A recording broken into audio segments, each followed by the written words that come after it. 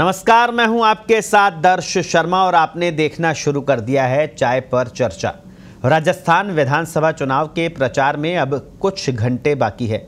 ऐसे में भाजपा, कांग्रेस समेत तमाम अन्य पार्टियों में मैदान में इन्होंने पूरी ताकत झोंक दी है। प्रचार अभियान के बीच ही अब प्रत्याशियों पर हमले के जो मामले हैं वो भी लगातार बढ़ रहे हैं। मानो राजनीति नहीं रण हो रहा हो। पिछले कुछ दिनों में प्रदेश में नेताओं पर हमले के 10 से ज़्यादा बड़े मामले सामने आए हैं। जैसे जैसे चुनाव नज़दीक आ रहे हैं वैसे वैसे तो इनकी संख्या और बढ़ती जा रही है। 24 घंटे में ही प्रत्याशियों से मारपीट और हमले के 3 केस सामने आ चुके हैं। चुनाव के दौरान इस तरह की घटनाएं बढ़ने की संभावनाएं भी बनी हुई है। निशाने पर भाजपा और कांग्रेस के नेता ही नहीं बल्कि निर्दलीय और अन्य पार्टियों के प्रत्याशी भी है। इनमें प्रत्याशी और उनसे ताल्लुक़ रखने वाले नेता शामिल है। सबसे खास बात यह है कि हमले का आरोप प्रतिद्वंदी उम्मीदवार पर लग रहा है, प्रत्याशी पर लग रहा है। अब सवाल है कि आखिर इन नेताओं पर हमले की वजह क्या सत्ता का स्वाद इतना मीठा है कि नेता एक दूसरे पर हमले को उतारू हो जाए? क्या ऐसे राजनीति में शुचिता आएगी?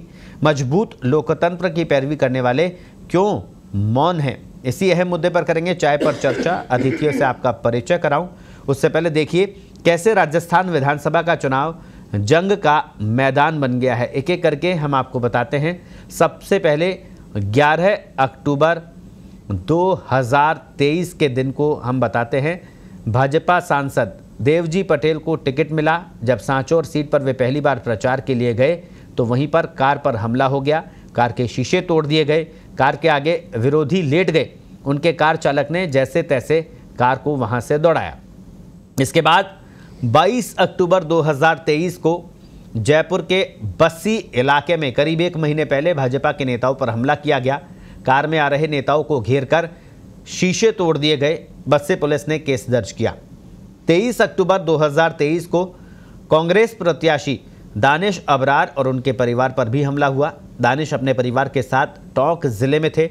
उन्होंने अपने प्रतिद्वंदी किरोड़ीलाल मीणा पर आरोप लगाया, जबकि किरोड़ीलाल मीणा का आरोप था कि दानिश ने खुद के परिवार पर खुद ही हमला करवाया है। उनके कार्यकर्ताओं को फंसाने के लिए वो ये सब करते रहे। 18 नवंबर 2023 का दिन आया। कांग्रेस प्रत्याशी ओम प्रकाश हुड्डा पर भी हमला किया गया। प्रचार के दौरान उन पर पथराव किया गया। हाथ और सिर में उनके गंभीर चोट आई है। 20 नवंबर 2023 को कांग्रेस प्रत्याशी और वर्तमान प्रत्याशी कांग्रेस विधायक और वर्तमान प्रत्याशी जोगेंद्र सिंह अवाना पर हमला किया गया। उनका कहना है कि उनके साथ वाली कार में फायर किए गए और सरिये लेकर लोग पीछे दौड़े। 20 नवंबर 2023 को ही दौसा जिले के महुआ विधानसभा इलाके में जेजेपी प्रत्याशी आशुतोष झालाना पर भी हमला किया गया। बताया जा रहा है कि उनकी कार के अंदर पेट्रोल डालकर आग लगा दी गई, जिससे झालाना का चेहरा झुलस गया और विरोधियों पर उन्होंने हमले का आरोप लगाया है। 21 नवंबर 2023 को भीलवाड़ा में भारतीय जनता पार्टी के उदयलाल भड़ाना और समर्थकों पर पथराव हुआ। बताया जा रहा है कि उन्होंने धार्मिक बयानबाजी की थी। इस मारपीट और पथराव में हुए कई जो घायल लोग हो गए, कई लोग। भीलवाड़ा के मांडल का ये मामला बताया जा रहा है। पुलिस पूरे मामले की जांच कर रही है।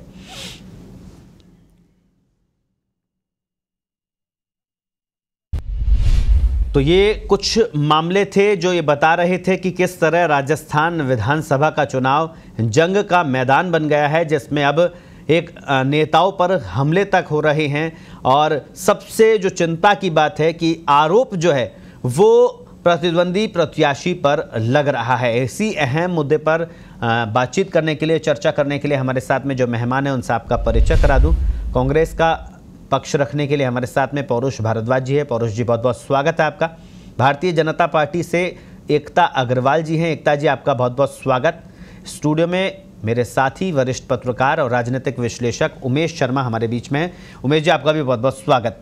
सबसे पहले पौरुष जी, आप ही के पास, जिस तरह से हमले हो रहे हैं वो तो प्रदेश की जनता भी देख रही है, देश की जनता भी देख रही है, लेकिन चिंता यह है कि आरोप उम्मीदवार जो हैं वो जहां जहां पर भी हमले हुए, वो जो भाजपा अगर नेता पर हमले हो रहे हैं तो वो आरोप कांग्रेस के जो प्रत्याशी पर लग रहे हैं। क्या ऐसे चुनाव जीतेंगे? कैसे चुनाव लड़ा जाएगी कांग्रेस से?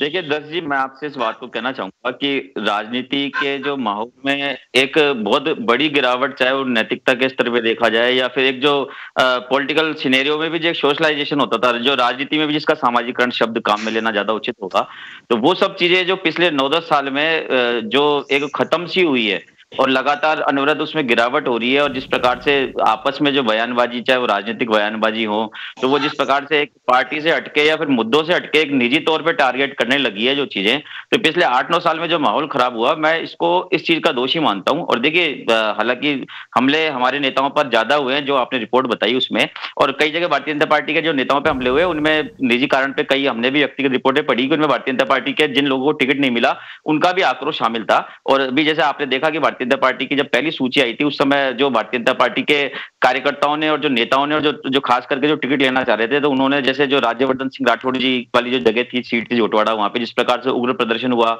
और जयपुर में जो है अपने विद्याधर नगर में जो नरपत सिंह जी राजवी के समर्थकों के द्वारा जिस प्रकार से किया गया, और सबसे बड़ा आप देखिए कि एक है ना बहुत मर्यादा से परे जाकर के इनके खुद के प्रदेश अध्यक्ष जी जो थे, उनके खुद के होम कॉन्स्टिट्यूएंसी के अंदर इन्हीं के पार्टी के विधायक जो बागी हो चुके हैं, तो उनके चंद्रभान जी जो थे, चंद्रभान जी कहते हैं, उनके समर्थकों द्वारा उनके पुतले की शव यात्रा निकाली गई, बाद में उनका पुतला दहन किया गया। तो देखिए, मैं इस बात को कहना चाहूंगा कि राजनीतिक शुचिता में गिरावट क्यों आई, इस बात पे हमें सभी पार्टियों के लोगों को गौर करना होगा, और इस बात को समझनी होगी कि राजनीति जीवन का एक प्रक्रिया, जीवन की एक प्रक्रिया है, जीवन का एक हिस्सा है।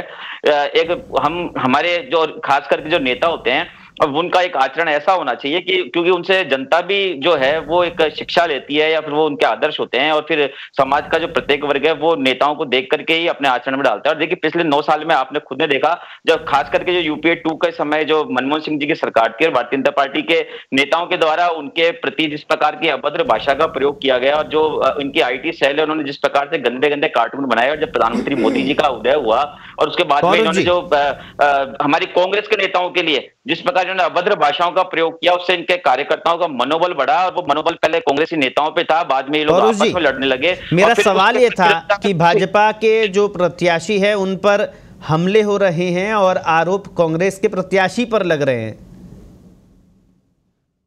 देखिए, मैं तो इस बारे में कहना चाहूंगा कि कांग्रेस पार्टी का इसमें किसी हमले लेना नहीं है। कांग्रेस पार्टी जो है वो एक शांति और प्रेम भाव का संदेश आम जन को भी देती है, और कांग्रेस पार्टी के अंदर भी यही स्थिति है। मैंने आपको जो उदाहरण के लिए कहा, जो टिकट बंटवारे हो उसके बाद में आप देखिए कि कांग्रेस में भी असंतोष था टिकट कटने का कई लोगों में, परंतु आप देखिए कि आपको एक भी तस्वीर कहीं ऐसी देखने को आई कि जहां पे उग्र प्रदर्शन हुआ हो, या फिर अपनी पार्टी के नेताओं के खिलाफ अपशब्द का इस्तेमाल किया गया, पुतला जलाना, शव यात्रा निकालना तो बहुत दूर की बात है। तो देखिए, हमारी पार्टी तो जो गांधी जी को आदर्श मान के कार्य करने वाली पार्टी है, हम लोग अहिंसा का संदेश लोगों को भी देते हैं, और हम स्वयं भी उस पर अमल करते हैं। अगर कोई भारतीय जनता पार्टी के नेता आपस की फूट की वजह से, गुटबाजी की वजह से अगर आपस में एक दूसरे पे लड़ रहे हैं और उसका ठीकरा अगर कांग्रेस में फोड़ते हैं, तो मैं इस बात को गलत कहना चाहूंगा। चलिए, एकता अग्रवाल जी भारतीय जनता पार्टी से हमारे साथ में। एकता जी, पौरुष भारद्वाज जी ये कह रहे थे कि जब उनसे सवाल किया गया कि भाजपा प्रत्याशियों पर हमले हो रहे हैं, कांग्रेस उम्मीदवारों पर, प्रत्याशी पर उनका आरोप लग रहा है, तो बोल रहे हैं क्या वो ठीकरा उन पर फोड़ रहे हैं, क्या कहेंगे? देखिए, राजनीतिक शुचिता की बात तो अगर कांग्रेस ना करे तो ही अच्छा है, क्योंकि राजनीतिक शुचिता को अगर सबसे ज्यादा खंडित किया है तो वो कांग्रेस सरकार है। हमने 5 साल में देखा कि इनकी कांग्रेस की सरकार रही, उसके बावजूद मुख्यमंत्री अशोक गहलोत और सचिन पायलट ने किस प्रकार की राजनीतिक शुचिता दिखाई और गुटबाजी दिखाई, और इनकी गुटबाजी और राजनीतिक शुचिता तो सड़कों पर भी दिखाई। मुख्यमंत्री अशोक गहलोत ने बड़े बड़े बयान दिए और खुद के ही पार्टी के नेता को गाली देते हुए कभी निकारा निकम्मा कहा, तो कभी रगड़ाई और घिसाई जैसे अमर्यादित शब्दों का प्रयोग किया।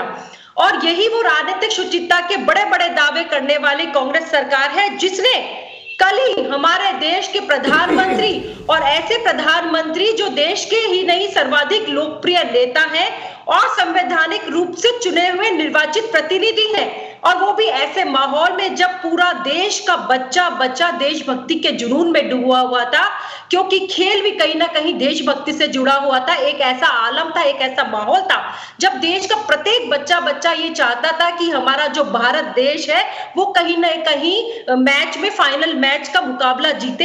ऐसे समय पे इनके राजकुमार, कांग्रेस के युवराज जो है राहुल गांधी, जो कि 50 साल की उम्र तो ले चुके हैं, लेकिन अभी भी इस उम्र के बावजूद वो बहुत अपरिपक्व है और उन्हें अपने संस्कारों को दिखाते हुए एक अपरिपक्व बयान दिया, जिसकी उन्होंने कहा कि हमारे देश के जो प्रधानमंत्री हैं पनौती हैं, वो शायद पनौती का मतलब नहीं समझते हैं। ये उनकी बहुत ही अमर्यादित टिप्पणी है, भाषा है, इसके लिए उनको माफी मांगनी चाहिए। और मैं तो स्पष्ट रूप से कहना चाहूंगी कि राहुल गांधी जी, आप शायद, क्योंकि आपकी वैसे भी नॉलेज कम है, सब जानते हैं आप सोने से आलू से सोना, सोना से आलू और लीटर वीटर पता नहीं क्या क्या बातें करते हैं, किलोमीटर सब जानते हैं। इसीलिए अशोक गहलोत जी ने आपको राजस्थान से चुनावों से दूर भी रखा हुआ है।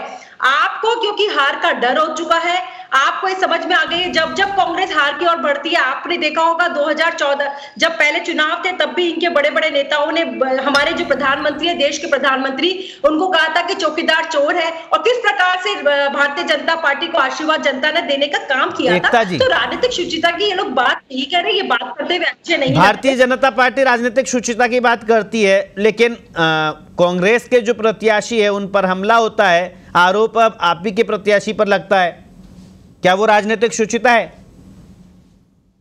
देखिए, हमारे किसी प्रत्याशी ने ना इस प्रकार का बयान दिया है, ना हम इस प्रकार के कार्य करते हैं। हमारा कोई भी बयान अमर्यादित नहीं है। ये जवाब दें कि इस प्रकार की पनौती का जो इन्होंने बोलिए इनसे कि क्या राहुल गांधी आकर के माफी मांगे कि देश के प्रधानमंत्री और यशस्वी प्रधानमंत्री के बारे में, निर्वाचित प्रधानमंत्री जिसको कि करोड़ों की जनता ने आशीर्वाद दिया है, बार बार आशीर्वाद देने का मामला बयानों से ऊपर उठ गया है। बयानों तक तो समझ में आ रहा था, लेकिन अब तो मारपीट तक होने लग गई है। क्या ऐसे राजनीति में शुचिता आएगी? बयानबाजी से ऊपर उठ गए हैं या नेता? जी बिल्कुल, मैं इसका बिल्कुल भी समर्थन नहीं करती, और भारतीय जनता पार्टी तो कदापि इस प्रकार की रीति नीति का कभी भी समर्थन नहीं करती कि इस प्रकार के कोई बयान आए या कोई मारपीट हो। अगर फिर भी कहीं होता है तो कांग्रेस को अपने गिरेबान में झांकना चाहिए, क्योंकि जिस प्रकार की बड़ी बड़ी बातें कर रहे थे, गुटबाजी तो इनके यहाँ भी दिखी, किस प्रकार से सड़कों पर इनकी 4.5 साल तक जो सरकार थी वो रिसोर्ट में बैठी रही, और गुटबाजी की और अमर्यादित और शुचिता की बात ये ना करे तो अच्छी बात होगी। चलिए, उमेश शर्मा जी हमारे साथ में। उमेश जी, राजनीति का जो स्तर है वो तो गिरता जा रहा है, इसमें तो कहने की कोई बात ही नहीं है, पूरा देश इस बात को देख रहा है। नेताओं का अक्सर चुनावों में जो बेतुके बयान, एक दूसरे पर व्यक्तिगत टिप्पणी तक तो चल रहा था, लेकिन इस चुनाव में हम देख रहे हैं कि एक दूसरे से मारपीट तक पे अब ये नेता उतारू हो गए हैं। अब इसको लेकर क्या कहेंगे? क्या ये राजनीति का स्तर कितना और गिरने वाला है? देखिए, इस तरह की घटनाएं आज तक आपने जब भी चुनाव देखे होंगे तो यूपी या बिहार में इस तरह की घटनाएं आम हैं।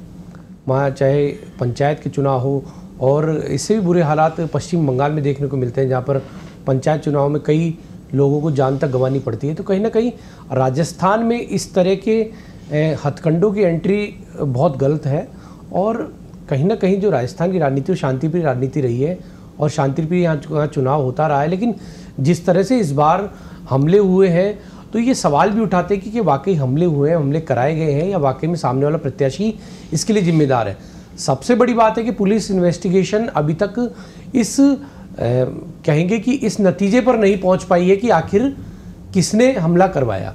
और ये जरूर बात हो सकती है कि भाई जिस प्रत्याशी को चुनाव में टिकट न मिल पाया हो उसने हमला कराया हो, लेकिन ये बात किसी भी स्तर पर गले नहीं उतरती है कि सामने वाला प्रत्याशी अपने सामने वाले प्रत्याशी पर हमला करवाए, क्योंकि कहीं ना कहीं अगर उसमें बात आती है तो अगर वो जीतते भी है तो उनका विधायक का पद भी जा सकता है, क्योंकि इस तरह की चीज़ें। तो ये बात तो बिल्कुल समझ के बाहर है कि वाकई में बीजेपी और कांग्रेस के प्रत्याशी एक दूसरे पर किसी तरह का कोई हमला कराए।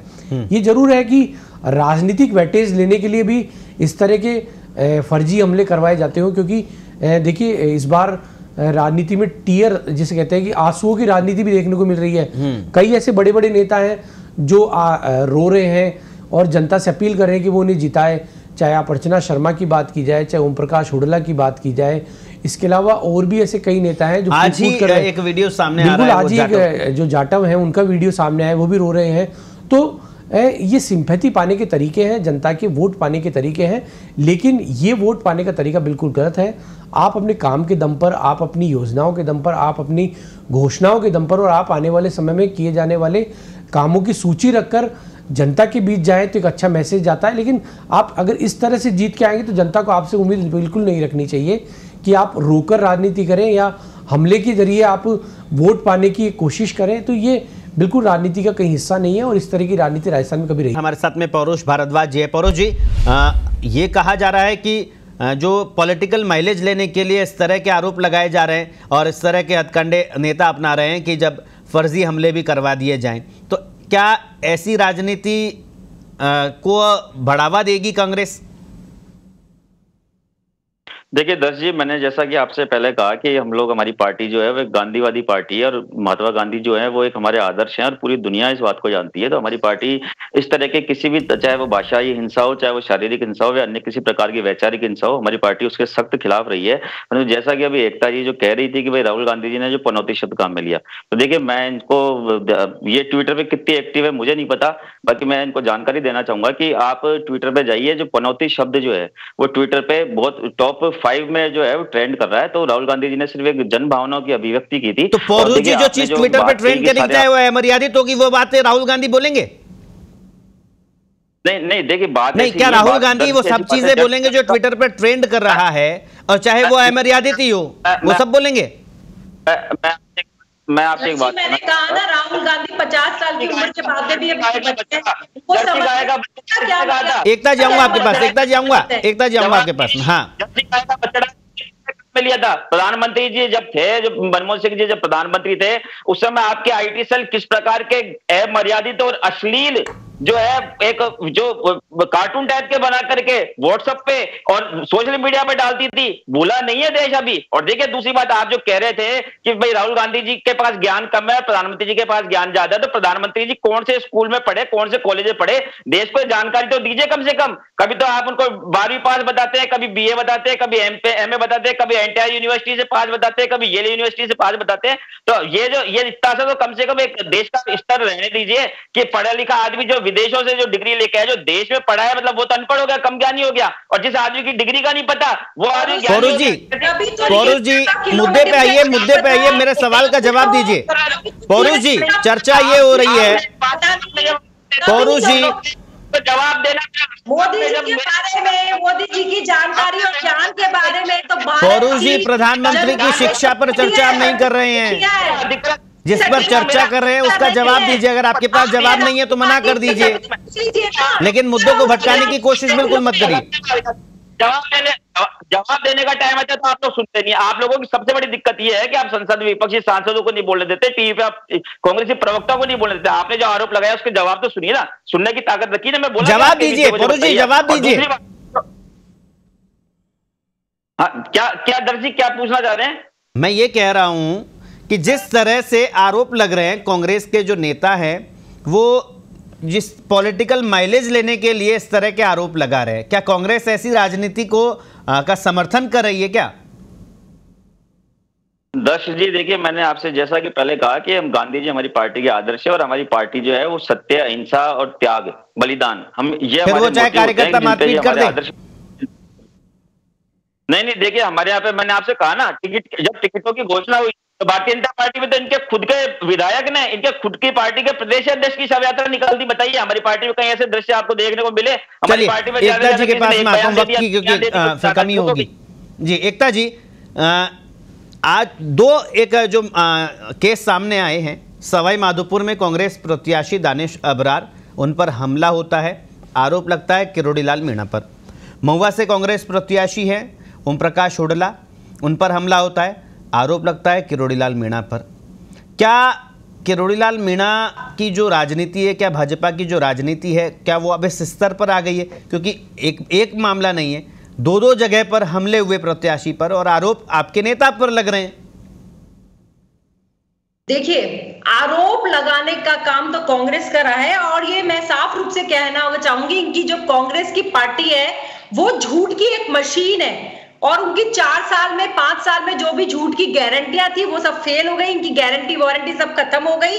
और तो ये सच क्या है वो आप बता दीजिए ना एकता जी, सच क्या है वो आप बता दीजिए। आपने देखा वो किरोड़ी मीना किस प्रकार 5 साल संघर्षरत रहे, किस प्रकार से वो युवाओं के मुद्दे को लेकर के विपक्ष के रूप में कांग्रेस सरकार को घेरने का काम किया। तो आरोप लगाना तो इनका काम है। और मैंने कहा ना, कांग्रेस पार्टी हार का मुंह देखने जा रही है, इसलिए इनमें बौखलाहट है, इनका मानसिक दिवालियापन है, एकता जी आरोप प्रत्यारोप कर रही है। और यही एकता जी सवाल यही है, आरोप चाहे कांग्रेस का नेता आरोप लगा रहा है, भारतीय जनता पार्टी का नेता आरोप लगा रहा है, निश्चित तौर पर आप दोनों ही का ये काम है। सच्चाई क्या है ये कौन बताएगा जनता को, कैसे पता चलेगा? इसमें तो कोई दोहरा ही नहीं है कि उन पर हमला हुआ है, वो तो पूरा सबने देखा ही है। सच्चाई कैसे सामने आएगी? सच्चाई जांच कराइए ना, सरकार इनकी अभी तो इनकी अब तक के चुनाव में जो नेताओं पर हमले हुए, कितनों की जांच हो पाई, कितनों की सच्चाई सामने आ पाई? जांच कराने के लिए हमने तो विपक्ष में रहते हुए भी इनकी पोल खोलने का काम किया है, तो ये भी जांच कराएं। 5 साल तक जांच कराते हो, आप करा ले। चलिए उमेश शर्मा जी के पास में आता हूं। उमेश जी, जिस तरह से नेताओं पर हमले के जो मामले हैं इस चुनाव में हम देख रहे हैं कि ये जो संख्या है वो बढ़ रही है। पिछले चुनावों में भी आपने देखा होगा, चाहे वो नगर निगम के चुनाव हो, नगर परिषद के हों, विधानसभा के हो, लोकसभा के चुनाव हो, कुछ जगहों पर नेताओं पर हमले की जो शिकायतें मामले सामने आई हैं। लेकिन सरकार बदल जाती है या बन जाती है, उनकी सच्चाई जो है वो अब तक सामने नहीं आ पाती है। क्या लगता है कि अब फिर उसके बाद में सवाल उठता है कि पॉलिटिकल माइलेज के लिए ही शायद वो किया होगा? बिल्कुल, जिस तरह से अगर कहीं भी सच्चाई हो तो कोई ना कोई पुलिस पैरवी, जो पुलिस की इन्वेस्टिगेशन, उसमें कुछ बात तो सामने आनी चाहिए। ये पॉलिटिकल स्टंट ही माना जा सकता है, क्योंकि आरोप लगाना काम है। आज किसी व्यक्ति पर, खासकर प्रत्याशी पर अगर हमला होता है तो वो सीधे तौर पे सामने वाले प्रत्याशी पर ही आरोप लगाता है। और क्योंकि देखिए इस बार का जो चुनाव बड़ा विचित्र सा चुनाव है, साइलेंट है वोटर। अभी तक ये गणित नहीं लगा पा रहे हैं लोग कि आखिर पटरी किसकी तरफ बैठ रही है। और जिस तरह से साइलेंटली वोटर है, उसी तरह से प्रत्याशी भी बड़ा ऊहापोह की स्थिति में कि आखिर वोटर उसकी तरफ है या सामने वाली की तरफ है। क्योंकि कई बार एक जैसे कहते हैं कि मौखिक प्रचार से भी कहीं ना कहीं बात सामने आती है कि फलाना प्रत्याशी जीत रहा है, फलाना हार रहा है। लेकिन इस बार इस तरह की कोई चर्चा बाजार में नहीं है, तो कहीं ना कहीं प्रत्याशी बड़े असमंजस की स्थिति में है। तो कहीं ना कहीं इस तरह की जब घटनाएं होती है तो यही बात सामने आती है कि ये पॉलिटिकल स्टंट है। और जो वोट है, वोट पाने का एक तरीका भी ये हो सकता है, क्योंकि आज तक देखिए मैं भी पिछले 15-20 साल से कई चुनाव देखे हैं, और आज तक मेरे सामने भी किसी तरह की ऐसी कोई बात सामने आई कि किसी प्रत्याशी पर हमला हुआ और उसका कोई आरोपी आज तक पकड़ में आया हो। तो कहीं ना कहीं आप इससे अंदाजा लगा सकते हैं कि या तो पुलिस की पैरवी कमजोर है या फिर ये चुनावी स्टंट है। तो दोनों बातों में साफ क्लियर हो जाता है कि अगर कोई पकड़ में नहीं आ रहा है तो कहीं ना कहीं ये चुनावी स्टंट माना जा सकता है। निश्चित तौर पर राजनेताओं पर हमले, प्रत्याशियों पर हमले किसी भी सूरत में बर्दाश्त नहीं किए जा सकते। लेकिन इन हमलों के असली गुनहगार कौन है, असली आरोपी कौन है, ये भी सामने आने बेहद ज़रूरी है। नहीं तो जनता समझदार है, जनता सब कुछ देख रही है और वो ये भी जानती है कि कौन नेता किस तरह से जनता के बीच में काम कर रहा है और कौन पॉलिटिकल माइलेज के लिए कितने हथकंडे अपना रहे हैं। आप सभी मेहमान इस चर्चा में शामिल हुए, इसके लिए आपका बहुत बहुत शुक्रिया। आज के लिए बस इतना ही। हमारी पूरी टीम को दीजिए अनुमति। नमस्कार।